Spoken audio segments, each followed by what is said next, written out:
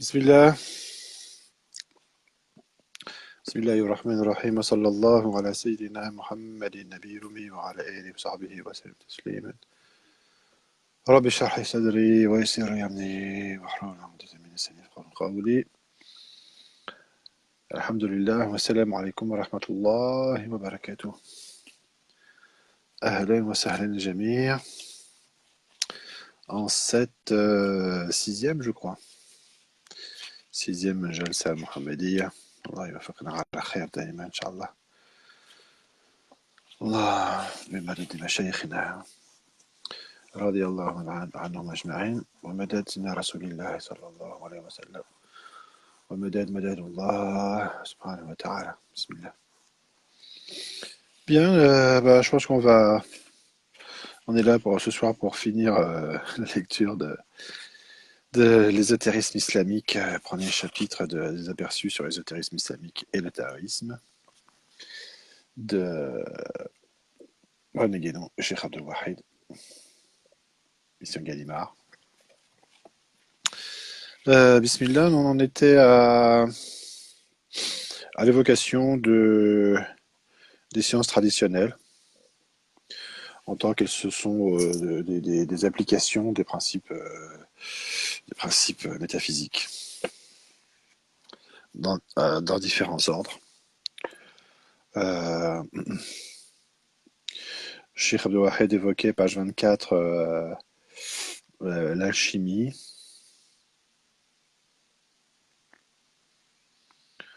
Dans son sens traditionnel et puis dans son sens dérivé de souffleur et de brûleur de charbon, dit-il, qui furent les authentiques précurseurs de la chimie moderne, si peu flatteuse que soit pour celle-ci une telle origine. Bien. De même, l'astrologie, autre science cosmologique, c'est-à-dire qui étudie l'être, le développement de l'existence, est en réalité tout autre chose que l'art divinatoire, entre guillemets, ou la science conjecturale, entre guillemets, que veulent y voir uniquement les modernes. Voilà, c'est un point de vue qui définit le point de vue moderne, c'est qu'il est restreint. Et il est restreint à sa partie la plus inférieure. Donc, éventuellement, il peut y avoir des applications de cet ordre-là. Il ne s'agit pas de ça à l'origine, mais de sciences bien plus vastes, plus étendues et plus complexes dans leur nature et dans leurs ressources. L'astrologie, donc, elle se rapporte avant tout à la connaissance des lois cycliques. La connaissance des lois cycliques, entre guillemets. Lois cycliques. L'astrologie se rapporte avant tout à la connaissance des lois cycliques. Connaissance qui joue un rôle important dans toutes les doctrines traditionnelles. Celui qui ne comprend pas l'intérêt des lois cycliques, qui ne connaît pas un minimum, surtout les lois les plus générales, il n'a pas compris grand-chose aux doctrines traditionnelles et il ne peut pas comprendre grand-chose non plus.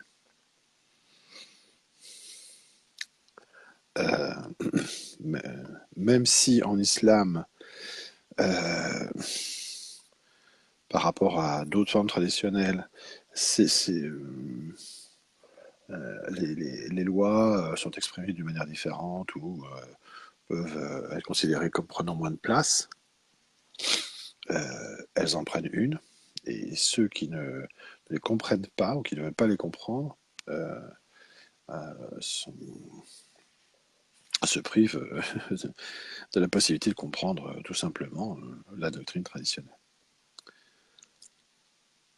Marhaban, Sidi Fadaïssa, et puis qu'est-ce qui est apparu? Thomas Amin. Marhaban. Assalamu alaikum wa rahmatullah. Il y a d'ailleurs une certaine correspondance entre toutes ces sciences, qui, par le fait qu'elles procèdent essentiellement des mêmes principes sont, à un certain point de vue, comme des représentations différentes d'une seule et même chose.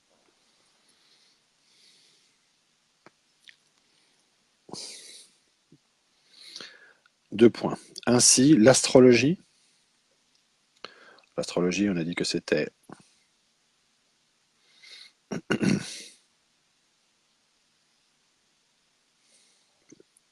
se rapporte avant tout à la connaissance des lois cycliques. L'alchimie et même la science des lettres ne font, pour ainsi dire, que traduire les mêmes vérités dans des langages propres à différents ordres de réalité, unis entre eux par la loi de l'analogie universelle.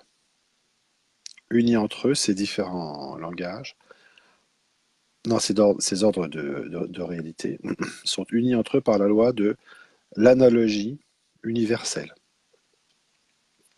fondement de toute correspondance symbolique. Bon, j'ai pas les termes exacts de ce que parce que je pense que Schirlohed définit ailleurs ce que c'est que la loi de l'analogie universelle, mais en tant que fondement de toute correspondance symbolique, c'est le fait que une même forme, n'importe quoi finalement, peut être considéré comme ayant une correspondance à un degré plus élevé, et comme l'expression d'une réalité supérieure.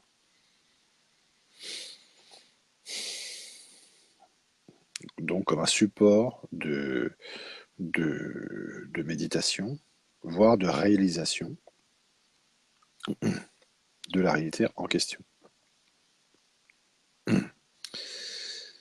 Je relis la phrase. Ainsi, l'astrologie, l'alchimie et même la science des lettres ne font ainsi dire que traduire les mêmes vérités dans des langages propres à différents ordres de réalité, unis entre eux par la loi de l'analogie universelle, fondement de toute correspondance symbolique. Le remarque, c'est un peu ce qui est dit ensuite par Sheikh Abou mais que, étant donné que chaque symbole est l'expression d'une réalité supérieure, l'application directe qu'on peut en faire dans une voie d'initiation, c'est-à-dire de connaissance, c'est que euh, ces sciences peuvent présenter un intérêt dans certaines méthodes, l'astrologie, la chimie, la science des lettres, parce qu'elles sont un mode de connaissance, c'est-à-dire un mode de connaissance des réalités supérieures qui sont exprimées par les symboles par exemple numériques. Donc il n'est pas étonnant qu'il puisse y avoir des méthodes initiatiques qui se développent autour de ces sciences-là.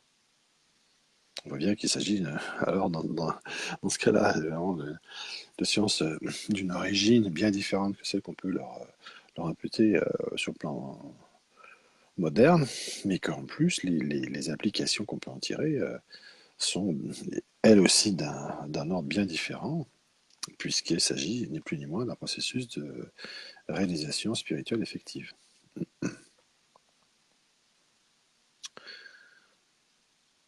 Cheikh Abdul Wahid continue en disant et en vertu de cette même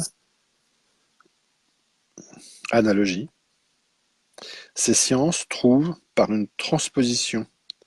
appropriée, une transposition appropriée leur application dans le domaine du microcosme, aussi bien que dans celui du macrocosme.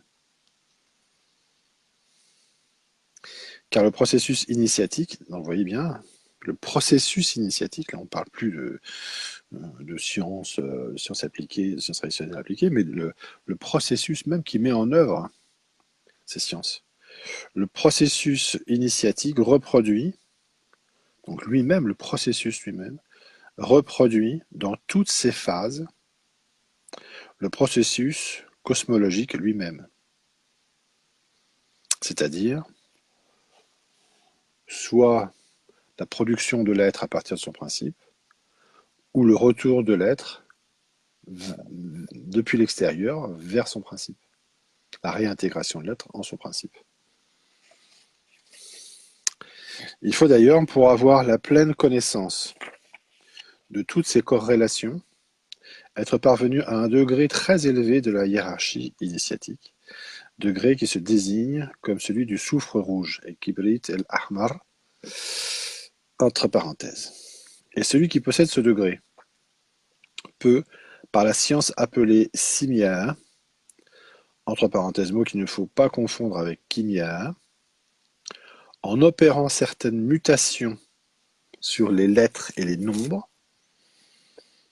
agir sur les êtres et les choses qui correspondent à ceux-ci dans l'ordre cosmique.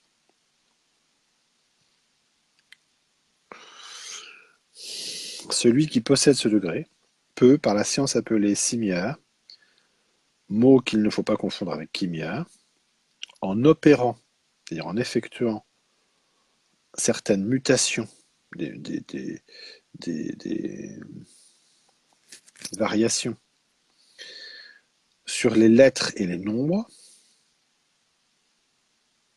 agir sur les êtres et les choses qui correspondent à ceux-ci dans l'ordre cosmique, c'est-à-dire par leur nom,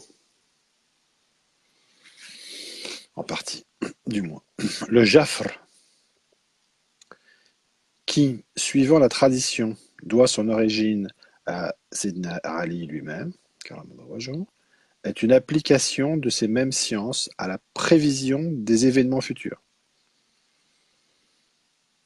Et cette application, où interviennent naturellement les lois cycliques, auxquelles nous faisions allusion tout à l'heure, présente pour qui sait la comprendre et l'interpréter, car il y a là une sorte de cryptographie, c'est-à-dire de codage, ce qui n'est d'ailleurs pas plus étonnant au fond que la notation algébrique, fin de parenthèse, virgule, toute la rigueur d'une science exacte et mathématique.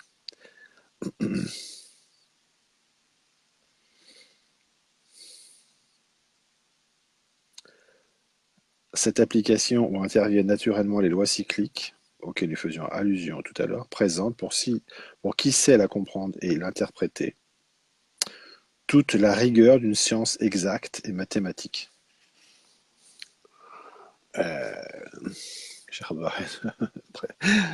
Précise là, ou préserve cette compréhension, parce qu'on a tendance à penser qu'il n'y a rien de plus précis que la science moderne, la science exacte. Alors qu'en réalité, quand on voit et donc oui, les gens qui disent ça ont une sorte de dédain pour les sciences traditionnelles, qui sont un peu des choses qu'on pratique comme ça de manière un peu, on ne sait pas très bien d'où ça vient ni à quoi ça sert. Alors qu'en réalité, quand on voit manier les sciences traditionnelles par des gens qui connaissent les règles en question, ou qui ont atteint un degré de connaissance particulier, eh bien on voit que évidemment c'est tout autre chose, et que là c'est d'une précision et d'une efficacité et d'une rigueur exemplaire. On pourrait citer, alors je voulais dire aussi, oui, à propos du Jafr, là il parle du Jafr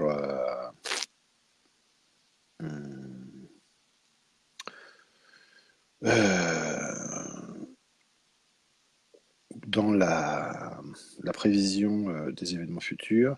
En fait, voilà, le Jafr, c'est une science dont le izn est transmis dans certaines turuq, pardon.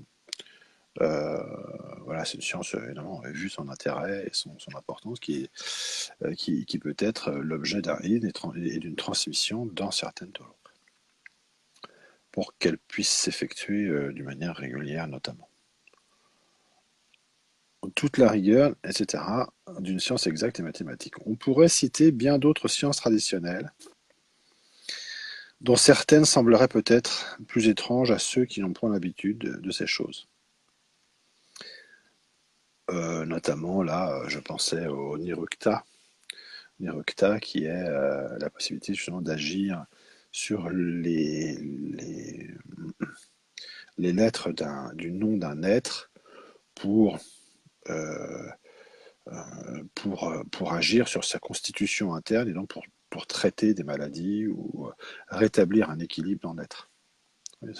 C'est Gérard White qui évoque ça, je ne sais plus où, je crois que c'est dans l'introduction générale, me semble-t-il. Et donc, on voit que pour parler de rigueur et d'efficacité, ça se pose là.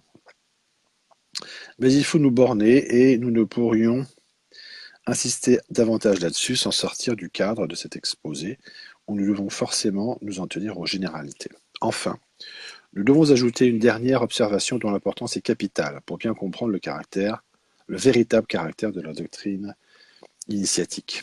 C'est que celle-ci n'est point affaire d'érudition, entre guillemets, et ne saurait aucunement s'apprendre par la lecture des livres à la façon des connaissances ordinaires et profanes, entre guillemets. Les écrits des plus grands maîtres eux-mêmes ne peuvent que servir de support à la méditation. On ne devient pas mutasawwuf uniquement pour les avoir lus, comme peuvent le croire certains. Et ils demeurent d'ailleurs le plus souvent incompréhensibles à ceux qui ne sont point qualifiés, c'est-à-dire qui n'ont pas en eux les possibilités de différents ordres pour réaliser les connaissances qui s'y trouvent. Il faut en effet, même sur un plan théorique, il faut en effet avant tout posséder certaines dispositions ou aptitudes innées auxquelles aucun effort ne serait suppléé. Donc si on n'a pas un certain nombre de possibilités de connaissances en soi-même, ben, on ne peut pas connaître les choses qui sont exposées. Et puis, on ne peut rien y faire. Il y a une qualification qui est requise pour la connaissance. Et il faut ensuite le rattachement à une silsila. Donc, première condition, détenir les sciences, oui, mais détenir les sciences avec aussi les dispositions qui correspondent. Et ensuite, le rattachement. On voit que la question du rattachement, ça revient toujours dans le discours de Cheikh Al-Wahid. Et toujours rattaché, si on peut dire, avec le terme de régulier, rattachement régulier ou silsila régulière. Il faut ensuite le rattachement à une silsila régulière ou une organisation initiatique régulière. C'est un leitmotiv. On verra peut-être une autre fois pourquoi, mais je souligne simplement, autant que ça peut l'être, ce point-là, parce qu'il est fondamental. Car la transmission de l'influence spirituelle, entre guillemets, qui s'obtient par ce rattachement, sur on l'a déjà dit, est, comme nous l'avons déjà dit, les conditions essentielles sans lesquelles il n'est point d'initiation, fût-ce au degré le plus élémentaire.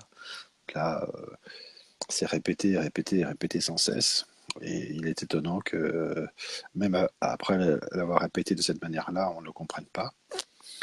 On ne peut pas parler d'initiation ou de connaissance effective si on n'a au minimum pas reçu la baraka par une transmission régulière. Cette transmission étant acquise une fois pour toutes, doit être le point de départ d'un travail purement intérieur. Là encore, Cheikh Al-Wahid reprécise des conditions, ou requalifie le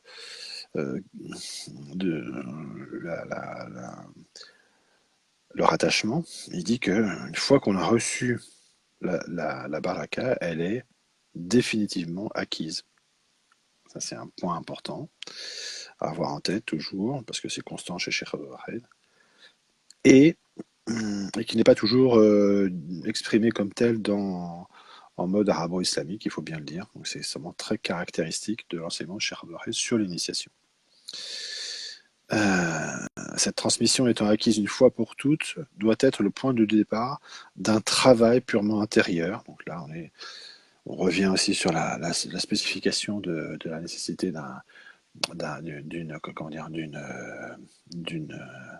d'une activité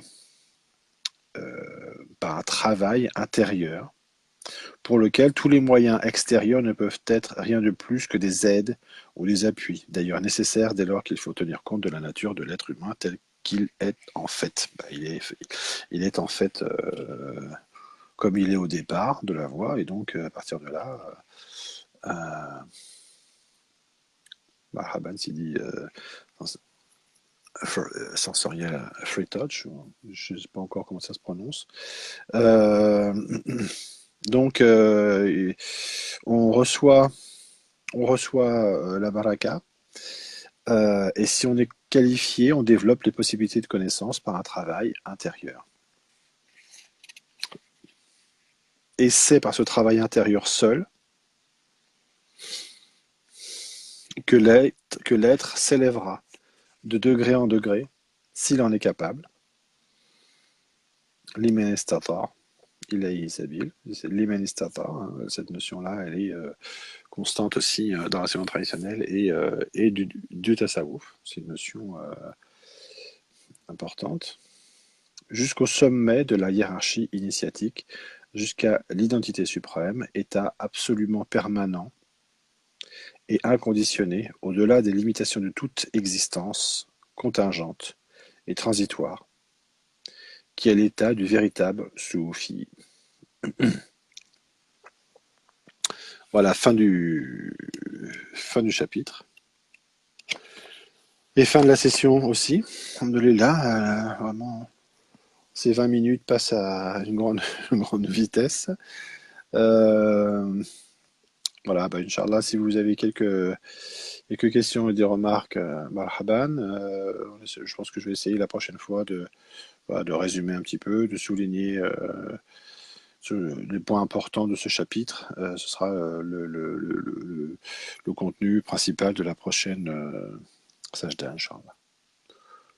Marhaban à tous ceux qui, qui se sont connectés, qui nous ont fait l'honneur d'être avec nous et la joie, alhamdulillah. Wallahu a'lam, Allah nous guide, Inch'Allah. وصلى الله على سيدنا محمد بن عبد الله صلى الله عليه وسلم والسلام عليكم ورحمة الله وآخر دعوانا الحمد لله رب العالمين